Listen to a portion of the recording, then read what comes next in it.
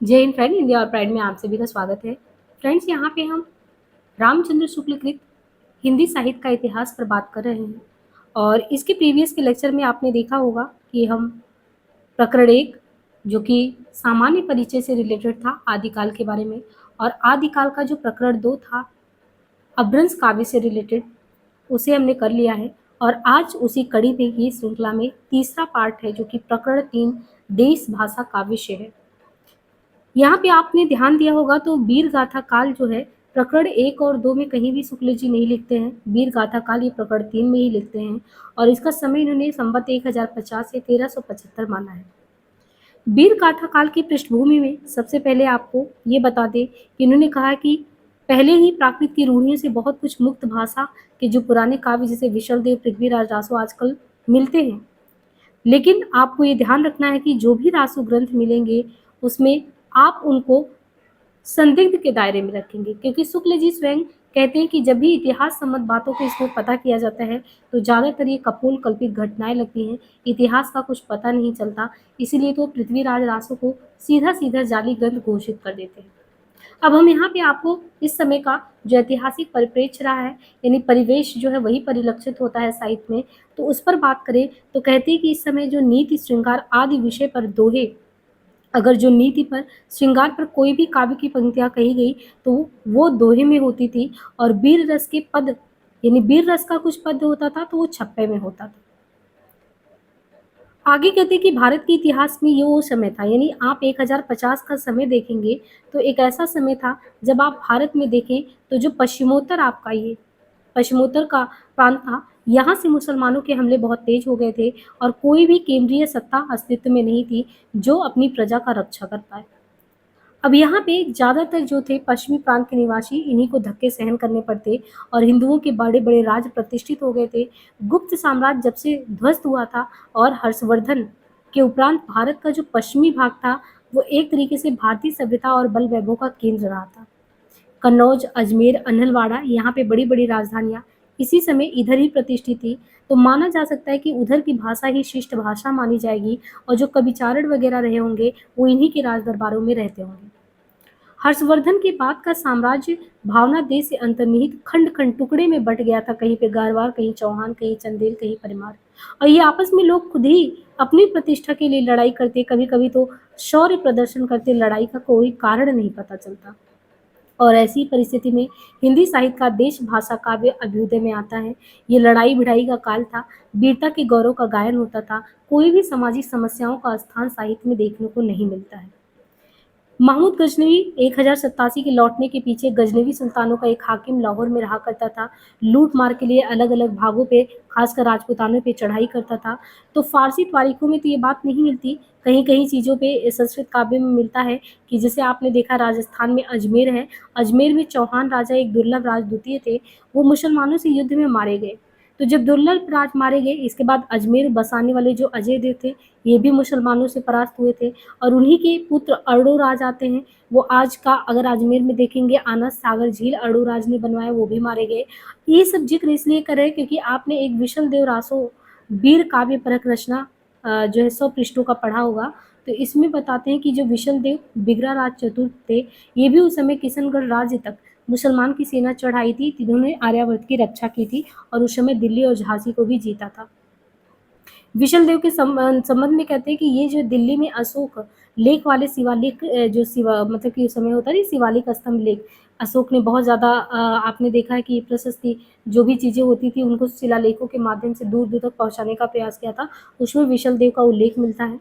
और कहते शहाबुद्दीन गोरी की पृथ्वीराज पर पहली चढ़ाई भी संवत 1247 में, उसी के पहले भी गोरियों की सेना ने धावा कर चुका था लेकिन 1247 में माना जाता है। ऐसे ही सबसे प्रसिद्ध रणथंभौर के महाराज हमीरदेव हुए थे, तो हम लोग हमीरदेव के बारे में भी उनकी रचनाएं पढ़ेंगे। तो महाराज पृथ्वीराज चौहान की वंश परंपरा में ये भी आते हैं। अब एक चीज़ यहाँ पे ये बताया है कि एक समय था कि राजा भोज की सभा में खड़े होके अगर उनकी आप दानशीलता का वर्णन कर देते, राज दरबारों में एक समय था शास्त्रार्थ हुआ करता, तो राजा खुश होकर आपको पैसे देते या आप पे धन लौटाते। लेकिन अब वो समय बदल गया था। 1050 से 1375 का समय जो वीर गाथा प्रशस्ति गायन का काल था, इसमें जब भी बाहर आक्रमण होते थे तो राजा को एक तरफ कलम से इतिहास लिखना होता था तो दूसरी तरफ जो राजकवि होते थे उनको अपनी वीरता का प्रदर्शन भी करना होता था, यानी जब ज़रूरत पड़े तो उनको तलवार भी एक तरफ रखना पड़ता था, एक तरफ कलम भी रखना पड़ता था। और ऐसे ही जो लोगों के अंदर पराक्रम, विजय, शत्रु कन्या हरण पे अत्युतपूर्ण आलाप करने पे बहुत बड़ी-बड़ी बातों में अपनी रचनाओं को उनके सामने रखते थे। उमंग भरे, उत्साह भरे, उनके जोश भरने वाली कविताओं से उनको जो है एक तरीके से आप कह सकते हैं ओत-प्रोत करते थे, वही असली सम्मान के भागीदारी होते थे, यानी भागीदार होते थे। इस समय आपको जो रचनाएँ मिलेंगी वो मुक्तक के रूप में भी और प्रबंध के रूप में, यानी मुक्तक में भी मिलेंगी रचनाएँ और प्रबंध के रूप में भी मिलेंगी। और युद्ध और प्रेम जो है विषय रहा है इस समय का। और इन काव्य में आपको श्रृंगारिक पक्ष जो है, श्रृंगार का भी थोड़ा मिश्रण मिलेगा, पर गौण रूप में, श्रृंगार नहीं। प्रधान रूप में इस समय तो वीरता प्रशस्ति गायन ही होता था, तो वीर रस प्रधान होता था इस समय, और श्रृंगार तो केवल सहायक रूप में होता था। ये सभी तो हमने कुछ राजनीतिक कारण बताए। उस समय राजनीतिक कारणों में रूपवती स्त्रियाँ भी होती थी, जिनकी वजह से लड़ाइयाँ होती थी। हमीर पर अलाउद्दीन की चढ़ाई का भी ऐसा ही कारण कल्पित मिलता है। ये वीर गाथाएँ 2 रूप में आपके सामने आती हैं, तो प्रबंध के रूप में आएँगी, प्रबंध के साहित्यिक रूप में और वीर गीतों के रूप में, बैलेड्स के रूप में। साहित्यिक प्रबंध के रूप में जो सबसे प्राचीन ग्रंथ मिलता है, वो है प्राचीन ग्रंथों में पृथ्वीराज रासो। अब यहाँ पे ये देखिए फैक्ट इम्पोर्टेंट है, साहित्यिक प्रबंध के रूप में जो सबसे प्राचीन आपको उपलब्ध मिलता है, वो है पृथ्वीराज रासो, और वीर गीत के रूप में हमें सबसे पुरानी जो पुस्तक मिलती है, वो विशलदेव रासो है। तो पृथ्वीराज और विशलदेव। अब होता क्या था कि इस समय कहते हैं कि यद्यपि उस समय समय के अनुसार भाषा के परिवर्तन का आभास मिल रहा था, जो रचनाएँ कई सौ साल पहले बराबर गाई जाती रही हैं, उनकी भाषा भी अपने मूल रूप में नहीं रह गई। इसका एग्ज़ाम्पल आप आल्हा में देखते हैं। एक समय था वर्षा ऋतु में जो आल्हा गाया जाता था, जिसके गाने वाले प्रायः समस्त उत्तरी भारत में पाए जाते थे, अब उनके सुर भी बदले-बदले से थे। यहाँ पर वीर काल के उन ग्रंथों का भी उल्लेख किया जाएगा, जिनकी या तो प्रतियाँ मिली या कहीं उल्लेख पर है। अब यहाँ पे जैसे रासो से जब हम कहते हैं कि रासो ग्रंथ, तो मन में आता है ये रासो ग्रंथ कहाँ से रासो नाम आया? तो कहते हैं कुछ लोग इस शब्द का संबंध रहस्य से जोड़ के बताते हैं, लेकिन विशल देव में काव्य के अर्थ में रसायन शब्द बार-बार आया है, तो ऐसा लगता है कि रसायन शब्द से होते-होते ही रासो हो गया। अब देखिए सबसे पहले आपको यहाँ से ध्यान रखना है, हम प्रकरण 3 कर रहे हैं, प्रकरण 3 से प्रकरण 4 में जाएँगे तो कुल 9 कवियों का विवरण दिया है और यहाँ पे संख्या भी दिया है। यानी सबसे पहले आपको संख्या 1 पे प्रकरण 3 में देश भाषा काव्य के तहत पहले नंबर पे जिक्र किया गया है कुमार रासो का। इससे आपको क्रोनोलॉजिकल ऑर्डर में जो है क्वेश्चन आते वो भी ध्यान में रहेगा। तो सबसे पहले आप कुमार रासो को पढ़ रहे हैं। कुमार रासो जिनका संवत 810 से 1000 के बीच में बताया गया है। चित्तौड़ के रावल खुमान नाम के 3 राजा हुए और कर्नल टाड ने इनको एक ही मानकर, वैसे तो 3 राजा हुए, लेकिन कहते हैं कि कर्नल टाड ने इनको एक मानकर इनके युद्धों का सविस्तार वर्णन कर दिया। सारांश में ये कहते हैं कि काल भोज यानी बप्पा के पीछे कुमार गद्दी पर बैठा, जिसका नाम मेवाड़ के इतिहास में प्रसिद्ध है, जिसके समय में बगदाद के खलीफा अलमामू ने चित्तौड़ पर चढ़ाई की और कुमार की सहायता के लिए बहुत से राजा आए और चित्तौड़ की रक्षा हो गई। कुमार ने कुल 24 युद्ध किए, 869 से लेकर 893 तक। ये समस्त वर्णन किसने किया था? तो कुमार रासो का ये जो वर्णन इस तरीके से कि कैसे वो खलीफा अलमामू से चित्तौड़ पे चढ़ाई पे वहाँ की गद्दी को बचाए और 24 युद्ध किए, इन सबका जो है गुणगान करने वाले थे दलपति विजय। दलपति विजय ने जो है कुमार रासो में इन सारी चीज़ों को यही आधार बना के लिखा और इसीलिए कहते हैं कि इस समय जो खुमान रासो है, जिसकी प्रति प्राप्त हुई है, वो अपूर्ण है, पूरा है भी नहीं और उसमें महाराणा प्रताप सिंह तक का वर्णन मिलता है। अब जो कालभोज खुमाड़, मत्ताट और भृगपट सिंह कुमार, कहते हैं कि यहाँ पे एक नहीं 3 हुए थे। एक कुमार पहले थे जो 810 से 65 में, दूसरे 870 से 900, कुमार 965 से 990, लेकिन कर्नल टाड ने इन तीनों लोगों को एक ही मिला के रचना कर दिया था, ये कहा जा रहा है। और इनके बारे में बता रहे हैं कि अब्बासियों के वंश का जो अलमामू था, वो खलीफा रहा था और इन खलीफाओं से ये जो है लोहा लिए थे और लोगों को जिताए थे।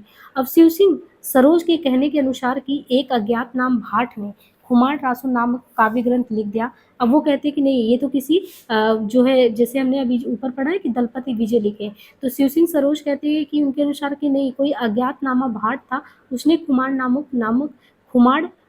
खुमान रासो नामक काव्य ग्रंथ लिखा था, जिसमें श्री चाव रामचंद्र से लेकर खुमान तक के युद्धों का वर्णन है। ये नहीं कहा जा सकता कि दलपति विजय ही असली कुमार रासो के रचयिता है। तो आपको यहीं पे संदिग्ध स्थिति पहले ही रचना में पता चल गया। अब हम दूसरी रचना की बात करें तो दूसरी रचना हो गई इनकी विशलदेव रासो। विशलदेव रासो के नरपति नाल कवि इसके रचनाकार हैं। विशलदेव का उपनाम है बिगड़ा राज चतुर। इनके बारे में ये बताया जाता है कि विग्रहराज चतुर्थ के ही समकालीन माने जाएँगे नरपतिनाल, कदाचित हो सकता है इनके वो राजकवि रहे हों। एक छोटा-सा ग्रंथ है विशलदेव रासो, 100 पृष्ठों का ये ग्रंथ है और ये वीर गीत के रूप में है। अब यहाँ पे देखिए जैसे दिया है ना, ये पूछा जाता है कि किसमें से है, विशलदेव रासो से पंक्तियाँ हैं, 12 से बहोत्तरा मजारी, जेठ बदी नवमी बुधवारी, नाल रसायन आरंभी, शारदा टूटी ब्रह्म कुमारी। तो इससे लगता है ना कि ये लिखा गया है 1272, जबकि ये 1212 है। यहाँ पे आपको यही ध्यान रखना है, ये 1212 नहीं 1272 नहीं 1212 है। यानी 1220 के आस-पास बता रहे हैं कि ये जो ग्रंथ लिखा गया होगा, ये 1220 के आस-पास, 1212 के आस-पास है, 1272 नहीं है। इस रचना को देखिए 4 खंडों में बाँटा गया है। ये काव्य लगभग आपको 2000 चरणों में समाप्त हुआ मिलता है। अब यहाँ से आप देखिए 4 खंड कौन-कौन से हैं। तो पहला खंड है मालवा के भोज परमार की पुत्री, यानी पहले में आप समझिए कि जो मालवा के भोज थे राजा, उनकी पुत्री जो थी राजमती, उनसे सांभर के जो विशलदेव राजा थे उनसे विवाह हुआ था। दूसरा है कि विशलदेव का जो विशलदेव राजा थे विग्रहराज चतुर्थ, वो राजमती अपनी पत्नी से रूठ कर उड़ीसा चले गए थे। अब जब उड़ीसा जाके वहाँ 1 साल वो रह गए थे, तो तीसरे में ये है कि ये विरह से पागल हो रही थी, फिर वो विशलदेव जो है उड़ीसा चले आते हैं। और चौथे में राजा भोज जो है वो अपनी पुत्री को अपने घर जब लिवा आते हैं, तो विशलदेव के यहाँ वहाँ जाकर राजमती को फिर से चित्तौड़, यानी विशलदेव जब वापस आ जाते हैं तो उनको चित्तौड़ ले जाते हैं। तो कुल मिला के वही 4 आपको देखते हैं कि 4 पार्ट में इसको डिवाइड है। अब कहते हैं शुक्ल जी इसके बारे में कि ये जो घटना है, ये जो रचना है, ये घटनात्मक काव्य नहीं वर्णनात्मक है। क्यों? क्योंकि इसमें आप रचना में देखेंगे सिर्फ 2 ही घटना तो घटा। एक तो विशलदेव का विवाह हुआ, दूसरा वो उड़ीसा चले गए। तो ये सिर्फ वर्णन किया गया है बढ़ा-चढ़ा के, है ना? इसीलिए 100 पृष्ठों का छोटा-सा ये ग्रंथ भी है। तो बस आपको ये मान के चलिए कि ये भी कल्पना प्रसूत ही है। विशलदेव से 100 वर्ष पहले कहते हैं कि धार के प्रसिद्ध परमार राजा भोज हुआ करते थे। उनका देहांत हो चुका था। अब उनकी पुत्री से इनका विशलदेव को कैसे विवाह होगा? तो ऐसा लगता है कि ये घटना भी कपोल कल्पित ही है। कहते हैं कि उस समय तो मालवा में भोज नाम का कोई राजा था ही नहीं। और ऐसा है कि विशलदेव की परमार वंश की रानी से विवाह हुआ था, ये चीज़ भले ही पता चलता है। तो जैसे पृथ्वीराज में चीज़ें संदिग्ध जान पड़ती हैं, वैसे ही कहते हैं कि यहाँ पे बहुत चीज़ें संदिग्ध जान पड़ती हैं। राजा भोज का नाम कहीं पीछे से ना मिलाया गया हो, जैसे जन्मी गोरी तू जैसलमेर, गोरडी जैसलमेर। तो ये कहते हैं कि ये कुछ निश्चित नहीं है कि ऐसा कुछ था या नहीं था। ऐसे ही कह रहे हैं कि जैसा पहले ही कह चुके हैं कि अजमेर के चौहान राजा विशलदेव बड़े वीर और प्रतापी थे। उन्होंने मुसलमानों के विरुद्ध कई चढ़ाइयाँ की थी और देश की रक्षा की, दिल्ली और झांसी को जीता। तो इनके राजकवि ऐसा कहते हैं कि सोमदेव थे। राजकवि सोमदेव ललित विग्रहराज नाटक संस्कृत में है। हो सकता है उसके बारे में थोड़ा बहुत लिखे हों। लेकिन कुछ भी कहना मतलब एक तरीके से आप कह सकते हैं कि असंदिग्ध ही स्थिति में है। छोटी-सी पुस्तक को विशलदेव ऐसे वीर का रासो कहना शुक्ल जी को खटकता है। लेकिन वो कहते हैं कि हम वीर को मतलब कि ये विशलदेव की जो ये रचना है, इनको हम विशलदेव रासो को हम इसलिए हमको खटकता है कि हमको कुछ भी इसमें नहीं लगता कि ये इतिहास सम्मत है। तो ये कहते हैं लेकिन हमको संतुष्टि तब मिल जाता है जब ये हमको लगता है कि कोई काव्य ग्रंथ नहीं बड़ा-सा लिखा गया है। ये तो सिर्फ़ कवि गाने के लिए इसे रचा गया है, तो बहुत कुछ इसका समाधान हो जाता है कि ये तो गेयता पद है, कोई बहुत बड़ी चीज़ नहीं है, कोई प्रबंधात्मक काव्य नहीं है। वैसे ये कहते हैं कि भाषा की परीक्षा करके देखते हैं, तो ये साहित्यिक नहीं लगता, पूरी तरीके से ये राजस्थानी लगता है। तो बस आपको ये समझना है कि ये साहित्यिक नहीं है, उनके हिसाब से ये राजस्थानी है। और इसमें आए हुए कुछ फ़ारसी, अरबी, तुर्की शब्दों की ओर भी ध्यान जाता है इसमें। तो कुल मिला के और विशलदेव के बारे में बताते हैं कि इनके सरदारों में एक ताजुद्दीन मियाँ मौजूद थे, महल पालियो ताजुद्दीन। तो कहते हैं कि ताजुद्दीन करके भी थे। कुल मिला के आप देखिए विशलदेव के बारे में आपको समझना क्या है कि इन विवेचनों के अनुसार ये पुस्तक ना तो वस्तु विचार के और ना भाषा के विचार से अपने असली और मूल रूप में कही जा सकती है। राय बहादुर पंडित गौरी शंकर हीरा चंद ओझा ने हमीर के समय की रचना कहा है कि ये नरपति नाल की पोथी का विकृत रूप अवश्य है, जिसके आधार पे हम भाषा और साहित्य संबंधी कई तथ्य पे पहुँचते हैं। और ध्यान देने की पहली बात ये है कि राजपूताने के एक भाट का अपनी राजस्थान में हिंदा का मेल करना, जैसे मोती का आखा किया, चंदन काठ को मार्यो, सोना की चोरी, मोती का माल इत्यादि।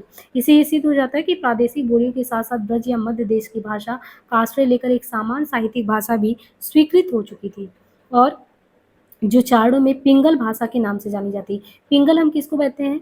अपभ्रंश के साथ अगर जो है जैसे अपभ्रंश है ना, तो पश्चिमी ये जो अपभ्रंश में राजस्थानी ये मिला देते हैं, तो इस तरीके से ये हो जाता है डिंगल, और पिंगल में वही चीज़ राजस्थानी में पिंगल यानी ब्रज मिला देते तो वो पिंगल हो जाता है। तो ये पिंगल गायन के लिए कह रहे हैं कि प्रयोग में आया जाता है। अपभ्रंश के योग से अपभ्रंश को जोड़ दें शुद्ध राजस्थानी में, साहित्यिक रूप से वही चीज़ डिंगल हो जाता है। और पिंगल हिंदी साहित्य इतिहास में हम केवल पिंगल भाषा में लिखे हुए ग्रंथों का ही विचार कर सकते हैं। दूसरी बात जो कि साहित्य से संबंध रखती हैं, वीर और श्रृंगार का मेल है। इस ग्रंथ में श्रृंगार की यानी अब एक चीज़ यहाँ पे और भी इन्होंने कन्फर्म कर दिया कि इस रचना में विशल देव में आपको देखना वीरता से ज़्यादा आपको श्रृंगार के पद ज़्यादा देखने को मिलेंगे। वीर रस तो किंचित आभास मात्र है, इसलिए कई बार पूछा गया है कि किस रचना के बारे में कहा गया है कि इस ग्रंथ में श्रृंगार की ही प्रधानता है, वीर रस तो किंचित आभास मात्र है, ये विशल देव राशों के बारे में कहा गया है। तो विशल देव राशों के कुछ पद देखिए, पड़बा चाल्यो विशल राय, चांद तड़ी साजाती, अतिरंग स्वामी सुमिली राती, बेटी राजा भोज की, करब गरी उभो शही, एक उड़ीसा, यहाँ से देखिए एक उड़ीसा को धाड़ी, बचन हमारी तू मुनि जानी, कैसे वो उड़ीसा गए, क्या हुआ, है ना, उसके बारे में इस तरीके से कहते हैं। कुंवरी कही शुणी सांभरियो, है ना, कड़वा बोल न बोलिश नारी, जीव न जीव बिग्योनो। तो यहाँ से आपको इन चीज़ों को देख लेना है। अब इसमें देखिए तीसरे नंबर पे कौन आते हैं, देश भाषा काव्य में तीसरे नंबर पे चंद बरदाई का नाम आता है। चंद बरदाई समय इनका है संवत 1225 से 1249, हिंदी के पहले कवि, और इनके जो हिंदी के पहले महाकाव्य के रूप में पृथ्वीराज रासो। चंद जो है वो दिल्ली के अंतिम हिंदू सम्राट महाराज पृथ्वीराज के सामंत और राजकवि प्रसिद्ध है। यानी चंद बरदाई कौन थे, अंतिम जो हिंदू सम्राट थे पृथ्वीराज, उनके सामंत और राजकवि थे। इनके नाम में भावुक हिंदुओं के लिए एक विशेष प्रकार का आकर्षण है। रासो के अनुसार ये कौन थे, चंदबरदाई जो थे ये भट्ट जाति के जगात नामक गोत्र से थे। इनके पूर्वजों की भूमि क्या थी, चंदबरदाई के पूर्वजों की भूमि पंजाब थी, जहाँ लाहौर में इनका जन्म हुआ था। इनका और महाराजा पृथ्वीराज का कहते हैं कि जन्म एक ही दिन हुआ, मरण भी एक ही दिन हुआ, और ये महाराज पृथ्वीराज के राजकवि ने उनके सखा सामंत बहुत ही ज़्यादा मतलब प्रिय थे। और इनको जो है व्याकरण, काव्य, साहित्य, छंद, शास्त्र, ज्योतिष सब में ये पारंगत थे। और कहते हैं कि जालंधरी देवी का इष्ट था, ये अदृष्ट काव्य भी कर सकते थे। इनका जीवन तो पृथ्वीराज के जीवन के साथ ऐसा घुला मिला था कि युद्ध में, आखेट में, सभा में, सभी जगह ये उनके साथ रहते। अब जो इन्होंने चंदबरदाई ने पृथ्वीराज रासो के बारे में बताया कि लिखा है इन्होंने, कहते हैं कि ये 2500 पृष्ठों का बहुत बड़ा ग्रंथ है, जिसमें 69 समय को इन्होंने सर्गीय अध्याय में बांटा है। और प्राचीन समय में कहते हैं कि प्रचलित जितने भी छंद होते थे उनका व्यवहार आपको चंदबरदाई के पृथ्वीराज रासो में मिलेगा। लेकिन मुख्य छंद कौन सा है, ये क्वेश्चन आता है कि चंदबरदाई जो है पृथ्वीराज रासो जो लिखे हैं उसमें मुख्य छंद कौन सा है, तो कवित्त छप है। बाकी इनके अलावा दोहा है, तोमर है, त्रोटक है, गाहा है, आर्या भी है। कहते हैं कि जैसे कादम्बरी के संबंध में ये प्रसिद्ध है कि उनका पिछला भाग बाण के पुत्र ने यानी बाणभट्ट ने कादम्बरी को पूरा किया था, वैसे ही कहते हैं कि रासो के पिछले भाग को जब ये जा रहे थे इनको कैद कर लिया था गोरी ने, तो जब ये जा रहे थे तो अपने पुत्र जल्लड़ को हाथ में दे दिए थे, और जल्लड़ ने यानी पुस्तक जल्लड़ हथ दे चली गज्जन रिपुराज रघुनाथ चरित हनुमंत कृत पृथ्वीराज सुकवि चंद्रकृत चंदन, यानी अपने पुत्र को दे दिए थे और वही पुत्र जो है इनका पूरा किया था। अब ये इनके बारे में ये भी कहते हैं कि जो पृथ्वीराज रासो में ये लोगों के बारे में बताया जाता है कि ये लोगों की उत्पत्ति कैसे हुई है। तो कहते हैं कि आबू का एक यज्ञकुंड था, उसमें 4 क्षत्रिय कुल की उत्पत्ति और चौहान के अजमेर में राज स्थापन से लेकर पृथ्वीराज के पकड़े जाने तक का विस्तार है। यानी आबू में यज्ञकुंड में हवन वगैरह हुआ, उसमें 4 क्षत्रिय कुल की उत्पत्ति हुई थी, जिसमें ये भी आते हैं, और उन सबका वर्णन कहते हैं इसमें है। अभी हमने आगे आपको बताया था कि अजमेर की जो राजा सोमेश्वर, अजमेर को हमने बताया था अजय सिंह के फिर अरोड़ोराज, फिर अरोड़ोराज से हमने बताया था कैसे विशल देव आए थे। ऐसे ही कहते हैं कि जो पृथ्वीराज है, तो जो अजमेर के चौहान राजा थे, देखिए पृथ्वीराज जो है ना, अजमेर के जो चौहान राजा उनका नाम राजा सोमेश्वर। अब अजमेर के चौहान राजा सोमेश्वर के पुत्र पृथ्वीराज कौन है, चौहान राजा सोमेश्वर के पुत्र हैं, और वही अरोड़ोराज जिन्होंने आना झील बनवाया उनके ये पौत्र हैं। अब सोमेश्वर जो है उनका विवाह किससे हुआ था, तो ये दिल्ली के तोमर है राजा अनंगपाल की कन्या से हुआ था। इनकी माता जो थी अनंगपाल की कन्या थी। अनंगपाल की 2 कन्याएं थी। अब देखिए अनंगपाल की क्या थी, 2 कन्याएं थी। अनंगपाल जिनसे इनकी कन्या का विवाह हुआ था, तो अनंगपाल के पास एक बेटी नहीं 2 मतलब बहनें थी, मतलब हाँ इनकी मम्मी जो थी और मौसी ये 2 लोग थी। अब एक तो सुंदरी थी, एक कमला थी। सुंदरी का जो विवाह था वो कन्नौज के राजा विजयपाल के साथ हो गया, और इस संयोग से जो जयचंद है इसी संयोग से जो इनकी मौसी हैं, उनकी मौसी के बारे में बता रहे हैं कि सुंदरी का विवाह जो है राजा विजयपाल के साथ हुआ और इस संयोग से जयचंद राठौर की उत्पत्ति इनकी मौसी के पुत्र के रूप में जयचंद हुआ। और दूसरी कन्या जो कमला इनकी मम्मी स्वयं थी, वो अजमेर के चौहान सोमेश्वर के साथ हुआ। यानी आप समझिए कि जो जयचंद हैं, इनके मौसेरे भाई निकले, है ना? इनसे जो है पृथ्वीराज पैदा हुए। अनंगपाल ने ये किया, अब अनंगपाल के तो नाती ये दोनों ही लगेंगे, जयदेव भी लगेंगे और ये भी लगेंगे। लेकिन अनंगपाल ने अपने नाती पृथ्वीराज को गोद ले लिया, जिससे अजमेर और दिल्ली का राज अब एक हो गया, अजमेर और दिल्ली एक हो गया। जयचंद को लगा कि नाती तो हम भी हैं, लेकिन मेरे साथ तो गलत हुआ। उसने एक दिन राजसूय यज्ञ करके सब राजाओं को यज्ञ के लिए भिन्न भिन्न काम करने के लिए बुला लिया और इस यज्ञ के साथ अपनी कन्या, अब देखिए जयचंद की कन्या का नाम क्या है, यानी इनके मौसेरे भाई की लड़की का नाम है संयोगिता, है ना? तो संयोगिता है, संयोगिता का स्वयंवर रचते हैं और राजसूय यज्ञ में सब राजा को बुलाते हैं।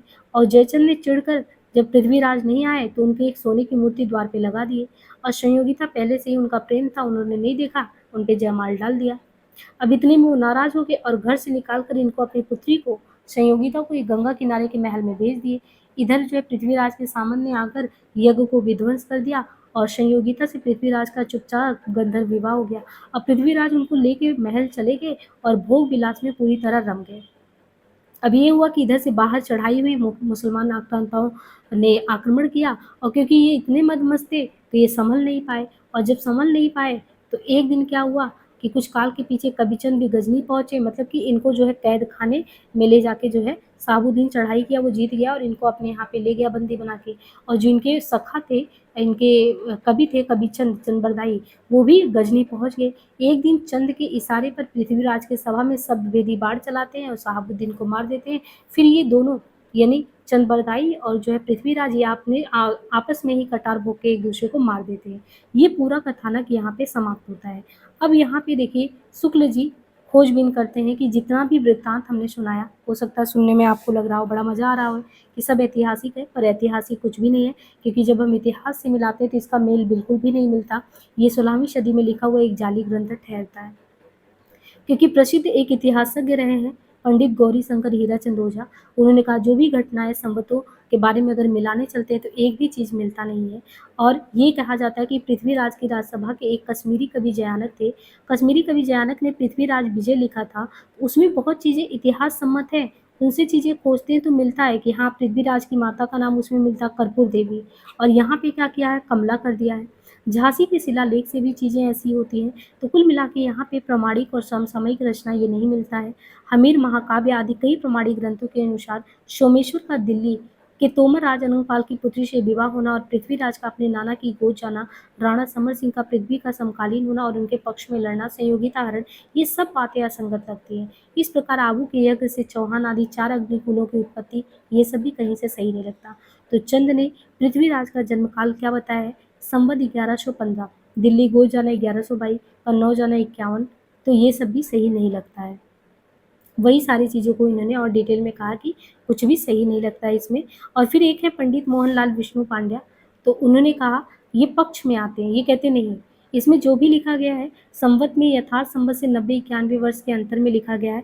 एक दोहा भी देते हैं, एकादश से पंचदश विक्रम साक अनंत। इसे ये मान के चलते हैं कि हर एक चीज़ को आप 90 वर्ष से घटाओगे तो बहुत ज़्यादा चीज़ें जो है क्लियर हो जाएगी। तो समर्थन में कौन आता है, ये बस मोहनलाल विष्णुलाल पांड्या को ध्यान में रखना है। आगे फिर कहते हैं कि इस काव्य ग्रंथ में, अब देखिए शुक्ल जी सीधे कहते हैं, हम तो स्पष्ट बात करते हैं कि माना कि रासो इतिहास ही नहीं है, काव्य ग्रंथ है, पर काव्य ग्रंथों में जो सच्ची घटनाएं बिना किसी प्रयोजन के कोई उलटफेर नहीं होता है।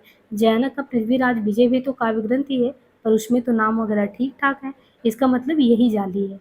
और रहा प्रश्न कि पृथ्वीराज की सभा में चंद नाम का कोई कवि था या नहीं था, तो पृथ्वीराज विजय के कर्ता जो जयानक थे, उन्होंने पृथ्वीराज के मुख्य भाट या बंदीराज का नाम पृथ्वी भट्ट लिखा है, चंद का नाम उसमें कहीं नहीं आता है। और पृथ्वीराज विजय के 5वें सर्ग में ये श्लोक भी आया है, तनस चंद्र राजस्य चंद्र राजा। इसमें यमक के द्वारा जिस चंद्रराज के कवि का संकेत दिया गया है, ये राज बहादुर श्रीयुत पंडित गौरी शंकर हीराचंद ओझा के अनुसार चंद्र कवि हैं, जिनका उल्लेख कश्मीरी कवि क्षेमेंद्र ने किया है। तो चंद्रबरदाई नाम का यदि कोई कवि था तो वह या तो पृथ्वीराज की सभा में नहीं रहा होगा या जयानक के कश्मीर लौट जाने पर रहा होगा। तो यहाँ तक भी आक्षेप लग जाता है कि चंद नाम का तो उस समय कोई कवि था भी नहीं।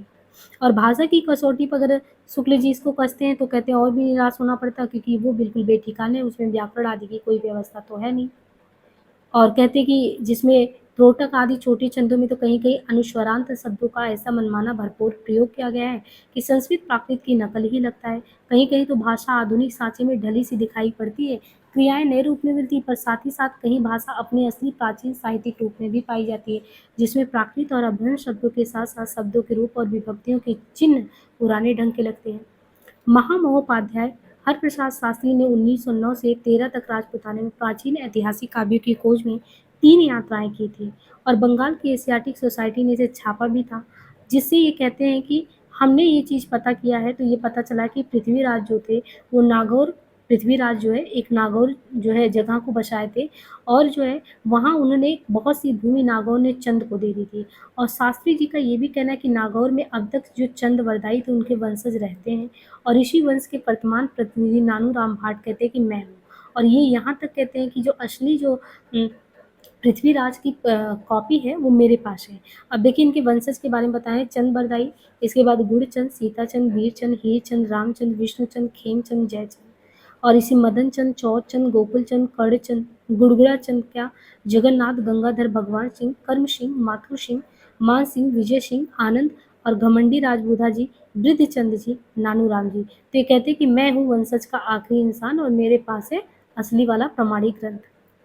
अब ये चीज़ भी नानू राम के कहने पर ये सोचा जाता है कि चलो नानू राम ने कहा था इनके 4 लड़के थे चंद के, एक लड़का उसमें मुसलमान हो गया, दूसरे का पता नहीं, तीसरे के वंशज अम्भोर में जा बसे और चौथा जल्लड़ था जिनको हाथ में देके गए थे। तो कहते हैं दहती पुत्र कवि चंद के सुंदर रूप सुजान, इक चल गुण बावरो, गुण समुद्र शशिभान। पृथ्वीराज में कविचंद के, अब देखिए पृथ्वीराज में कविचंद के 10 पुत्रों का वर्णन है और सूरदास की साहित्य लहरी की टीका में भी सूर की वंशावली में ये चीज़ ये पद आया है, जिसमें कहते हैं कि प्रथम ही प्रथु यज्ञ ते प्रगट अद्भुत रूप, ब्रह्मराव विचारी ब्रह्मा रघु नाप अनूप। यहाँ पे भी कुछ लोगों के नाम आते हैं। तासु वंश प्रशंस में बहुत चंद चारु नवीन, भूप पृथ्वीराज दीनो तीन है ज्वाला देश, तने ताके चार कीनो प्रथम आप नरेश, दूसरे गुंचंद तासुत शील चंद, वीरचंद प्रताप पूरन भयो अद्भुत रूप। तो यहाँ पे तो कुछ लोगों का नाम मिलता है। रणथंभौर हमीर भूपति संगत खेलत जाए, तासु वंश अनूप वो हरिचंद अति विख्यात। आगरे रहे गोपाल चल में रहो तसूत वीर, पुत्र जन्मे सात ताके महाभट गंभीर। तो इस तरीके से कहते हैं कि दोनों वंशावलियों के मिलाने पर मुख्य भेद ये प्रकट होता है कि नानू राम ने जिनको जलचंद की परंपरा में बताया, उस पद में उन्हें गुड़चंद की परंपरा में कहा गया है। नानू राम का कहना है कि असली जो पृथ्वीराज रासों की प्रति वो तो मेरे पास है, पर उन्होंने महोबा समय की जो नकल महामहोपाध्याय हरप्रसाद शास्त्री को दी थी वो और भी ऊटपटांग लगती है। और पृथ्वीराज रासों का जो पद्मावती समय है उसके कुछ पद यहाँ पे दिए गए हैं। हिंदुआन थान उत्तम स्वदेश, ये पद्मावती समय से इनके लिया गया है। इनका 69 जो सर्गों में विभक्त है समय में, तो उसमें पद्मावती समय भी बहुत प्रसिद्ध है। हिंदुआन थान उत्तम स्वदेश ता उदित दुग दिल्ली स्वदेश, संभरनी चौवन थान पृथ्वीराज जहाँ राजत भान, है ना। तो इस तरीके से ये पंक्तियाँ यहाँ पे उद्धृत है। और यहाँ की इम्पोर्टेंट पंक्ति ये है, मनहु कला ससभान कला 1600 बन्नी, बाल बै ससिता समीप अमित रस पन्नी, बिगसी कमला सिग्न भ्रमर बैन खंचन मृग लट्ठिए, कुटिल केस सुदेश पाहे परिचियत विकसद, और श्वेत वस्त्र शोहे शरीर नस स्वाति बोध जश, प्रिय पृथ्वीराज नरेश जो लिस कग्गर दिन लगन बरग रचि सरब दिन। और फिर इसी तरीके से दिखन दिट्ठ उचारिये वर इक श्लक विलम न करिए, अलगार रहे नितिन पंचमयी जो रुक्मणि कन्हर बरिए। और यहाँ पे जैसे ये पंक्ति है, बज्जे घोर निशान रान चौहान चौदेश, सकल सूर सामंत समरी बल जंत्र मंत्र तीश, उठी राजा पृथ्वीराज बाग मनो लग वीर नट, कढ़त तेग मन बेग लगत मनो बीच झट खट। तो इस तरीके से कुछ पंक्तियां हैं। अब देखिए चौथे और पांचवें नंबर पे जिनका रखा गया है वो है भट्ट केदार और मधुकर कवि। समय है इनका 1224 से 1243 ईस्वी। जिस प्रकार चंद्रबरदाई ने महाराजा पृथ्वीराज की कीर्तिमान का गायन किया, उसी प्रकार जो भट्ट केदार थे ये कन्नौज के सम्राट जयचंद थे। तो कन्नौज के सम्राट जयचंद का गुणगान भट्ट केदार ने किया है। रासों में चंद और भट्ट केदार के संवाद का एक स्थान पर और उल्लेख मिलता है। भट्ट केदार ने जो है जयचंद प्रकाश नाम का एक महाकाव्य लिखा, जिसमें महाराजा जयचंद के प्रताप और पराक्रम का वर्णन है।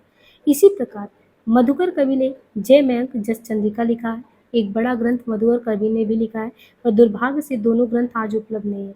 केवल इनका उल्लेख आपको सिंघाय से दयाल राजकृत राठौड़ लिखा उनमें है, जो बीकानेर के राज पुस्तक भंडार में मिलता है। बस इतनी ही जानकारी है इनके बारे में। इतिहासक इस बात को अच्छी तरह जानते हैं कि विक्रम की 13वीं सदी के आरंभ में उत्तर भारत के दो प्रधान साम्राज्य थे। एक तो था गाहरवाल यानी राठौरों का विशाल साम्राज्य, जिसकी राजधानी कन्नौज हुआ करती, जिसके तहत प्राय सारा मध्य देश काशी से कन्नौज तक आता। दूसरा था चौहानों की दिल्ली, जिसे दिल्ली से अजमेर तक का पश्चिमी प्रांत था। तो कहने की आवश्यकता नहीं, इन दोनों में गाहरवारों का साम्राज्य ज़्यादा विस्तृत था, धन दौलत से संपन्न थे। गाहरवारों की दो राजधानियां थी, कन्नौज और काशी। इसी से कन्नौज के गाहरवार राजा काशीराज कहलाए। जिस प्रकार पृथ्वीराज का प्रभाव राजपूताना के राजाओं पे था, उसी प्रकार जयचंद का प्रभाव जो था बुंदेलखंड के राजाओं पर था। कालिंजर हो या महोबा, इनके चंदेल राजा परमाल जयचंद के मित्र या सामंत थे, जिसके कारण पृथ्वीराज ने उन पर चढ़ाई की थी। चंदेल कन्नौज के पक्ष में, दिल्ली के चौहान पृथ्वीराज से बराबर लड़ते रहे थे। तो वहाँ पे आप बस रचना का नाम ध्यान रखिए, बहुत ही कंट्रोवर्शियल वो है नहीं। और छठे नंबर पे इन्होंने जगनी को रखा है। समय बताया जगनी का 1230। ऐसा प्रसिद्ध है कि कालिंजर के राजा परमार के यहाँ जो है, कालिंजर के राजा परमार के यहाँ जगनीक नाम के एक भाट थे, जिन्होंने महोबे के दो प्रसिद्ध वीर आल्हा और उदल के वीर चरित्र का गायन वीर गाथात्मक काव्य के रूप में किया है। और कहते हैं कि सारे उत्तरी भारत में, विशेषतः उन सब प्रदेशों में जो कन्नौज साम्राज्य के तहत थे, जगनी के काव्य का आज तो कहीं नहीं पता है, पर एक समय था बहुत ही ज़्यादा गाया जाता था। गांव-गांव में इनके आल्हा उदल के गाने गाए जाते थे। आल्हा के नाम से ये प्रसिद्ध होते थे। ये चीज़ें जो है, ये जो है बरसात में गाया जाता, मेघ गर्जन के बीच में, इसी अलहैद के ढोल के गंभीर घोष के साथ। इसी से पंक्तियाँ प्रसिद्ध है, 12 बरिस ले कुकुर जिए और 13 लो जिए शियार, बरिस 18 छत्री जिए, आगे जीवन को थरका। इस प्रकार साहित्यिक रूप में न रहने पर भी जनता के कंठ में जगनीक के संगीत का बीर दर्पपूर्ण प्रतिध्वनि अनेक बल खाता। लोगों के मतलब की आवाज़, मतलब कि लोगों की एक दीर्घकाल यात्रा में लोगों के मन से जो है वो निकल नहीं पाता था। तो एक समय था ये गूंज बना रहता था। आल्हा का प्रचार कहते हैं ना कि यूँ तो सारे उत्तर भारत में है, लेकिन बैसवाड़ा इसका प्रमुख केंद्र हुआ करता था। वहाँ पे इसके गाने वाले बहुत ज़्यादा लोग मिलते, और बुंदेलखंड में विशेषतः जो महोबा के आसपास है, इसका चलन तो बहुत ज़्यादा था। इन गीतों के समुच्चय को सर्वसाधारण आला खंड कहते हैं, जिससे अनुमान होता कि आला संबंधी ये वीर गीत जगनी के रचे उस बड़े काव्य के एक खंड के तहत, जो चंदेलों की वीरता के वर्णन में लिखा गया होगा। आल्हा और उदल परमाल के सामंत थे और बनाफर शाखा के ये क्षत्रिय थे आला उदल। इन गीतों का एक संग्रह आल्हा खंड के नाम से छपा है। फर्रुखाबाद के तत्कालीन कलेक्टर मिस्टर चार्ल्स इलियट ने पहले पहल इन गीतों का संग्रह करीब 60-70 वर्ष पूर्व छपवाया था। अब यहाँ पे देखिए 7वें नंबर पे श्रीधर के बारे में बात करते हैं। संबत इन्होंने संबत 1454 में रणमल छंद नामक एक काव्य रचा। किसने? श्रीधर ने। कब? 1454 में। रणमल छंद रचना किसका है? श्रीधर का है। इसमें क्या है? इसमें ईडर के राठौर है, ईडर के राठौर राजा रणमल के उनके विजय का वर्णन है, जो उसने पाटन के सूबेदार जफर खां पर प्राप्त की थी। वो पद दिया है, ढम ढमई ढम ढमकर ढंकर ढोल ढुली जंगिया, सुर करही रड़साड़ही समुर सरस रसी समरंगिया, कलकलई काहल कोड़ी कलरव कुमल कायर, संश्री सत सुरताड़ सहस साहसी। इस तरीके से देखिए आपका ये जो तीसरा यहाँ पे है। अब यहाँ पे लास्ट में बस इसने ये दिया है कि शिव सिंह सरोज में भाटों की उत्पत्ति के संबंध में ये कहा गया है कि जो भाट थे, प्रथम विधाता ते प्रकट भय बंदी जन पुनि पृथ्वीराज ते प्रकाश सरसात, माने शुद्ध सौनक ते बाचत पुरन रहे जसको बखाने महासुख सरसात। तो चंद्र चौहान के केदार गोरी साहू जी के गंग अकबर के बखाने गुणगात, काव्य कैसे माँ सजनास धान बाटन को लुट धारे ताको खुरा खोज मिटी जात। अब देखिए यहाँ पे जो है आपका देश भाषा जो है ये काव्य है वो समाप्त होता है। हो सकता है उच्चारण में बहुत सारी त्रुटियां रही हों, समझ भी थोड़ा बहुत कम आया होगा, पर विश्वास मानिए आदिकाल में जो अपभ्रंश काव्य है, देश भाषा काव्य है, ये थोड़ा सा किसी भी स्टूडेंट के लिए आप नहीं कह सकते कि ये बहुत ही मतलब सामान्य चीज़ें हैं कि वो उन चीज़ों को बहुत ही अच्छे से समझ सकें। पर मैंने अपना पूरा प्रयास किया कि आपको ये चीज़ बहुत अच्छे से समझ में आए। जितना क्वेश्चन बनता है उतना हमने पूरा कोशिश किया है कि कहाँ से बनता है, किस तरह बनता है, किनको हम याद रख सकते हैं। बाकी जब आप भक्ति काल में, रीति काल इन सब में आएंगे तो उसमें कोई कठिनाई होगी, हम पूरा विश्वास दिलाते हैं, उसको हम अच्छे से समझाने की कोशिश करेंगे। पर आदिकाल को आपको नेग्लेक्ट नहीं करना है, बहुत अच्छे से करना है। जैसे ही आपका चारों प्रकरण समाप्त होगा, भक्ति का आदिकाल से रिलेटेड जितने भी क्वेश्चन आते हैं, उनके पैटर्न की दिखाने की कोशिश में हमने ये किया है कि आपको 3 से 350 क्वेश्चन करवा देना है, तो आपका एक आदिकाल पूरा समाप्त हो जाएगा। और जब आप रामचंद्र शुक्ल की किताब को ख़त्म करेंगे ना, तो आपका एक विश्वास जो है कि हाँ, हमने वाक़ई में बहुत बड़ा चीज़ पढ़ लिया है हिंदी साहित्य में, वो आपको ऐसा विश्वास होगा। फिर क्वेश्चन सॉल्व करेंगे तो आपका आत्मविश्वास और भी बढ़ेगा। तो लेसन जो भी ये आपको प्रोवाइड किया जा रहा है, इसकी कीमत को समझिए और ज़्यादा से ज़्यादा लोगों तक इसको शेयर करिए, ताकि हम भी हतोत्साहित ना हो, प्रोत्साहन के साथ पूरा बहुत लंबी यात्रा है, उसको तय किया जाए। आज के लिए इतना ही, मिलेंगे नए पाठ के साथ। धन्यवाद।